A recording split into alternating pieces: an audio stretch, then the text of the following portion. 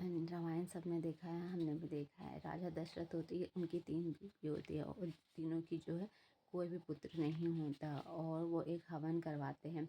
ऋषि सिंगा मुनि उन्हें हवन करवाते हैं और एक खीर देते हैं, जिसका वो पहला बाइट जो है कौशल्या को देता है, सेकंड बाइट जो होता है कैकेयी को देते हैं और दोनों ही एक एक बाइट जो होते हैं वो माता सुमित्रा को देती हैं।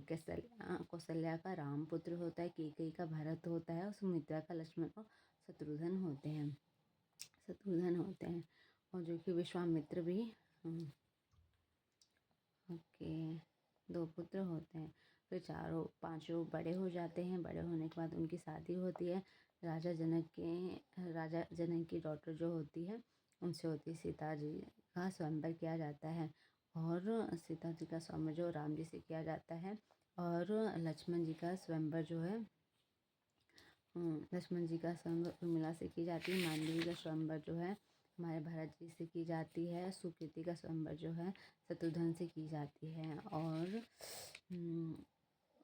उसके बाद जो होता है हमारे राम जी का राज्याभिषेक होने जाता है और ये उस टाइम जो है भरत और शत्रुघ्न ननिहाल जाते हैं और ये बात जो है कैकेयी को पता चलती है। कैकेयी को ये बात अच्छी नहीं लगती है और वो जाके उसे बोल देती है।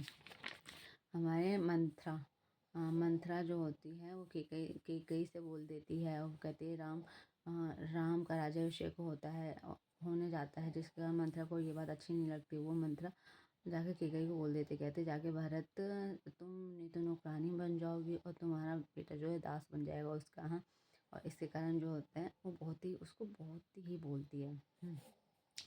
ठीक है हाँ, वो कहते हैं मैं क्या करूँ कैकेयी, अब तुम ही बताओ। मतलब मंथरा से कहते हैं कि कैकेयी तुम ही बताओ मैं क्या करूँ। वो कहते ठीक है राजा से अपने 2 वचन मांगो। तो कहते 2 वचन मेरे। हाँ, तो कहते हाँ जब इंद्र से राजा दशरथ की लड़ाई होती है उस टाइम जो आपने उनकी जान बचाई रहती तो वो अपने 2 वचन मांगो। पहला वचन भरत का राज्याभिषेक हो, दूसरा राम का 14 वर्ष का वनवास। ठीक है और वो हम एक्सेप्ट कर लेते हैं और वो जाते हैं 14 वर्ष के वनवास के लिए।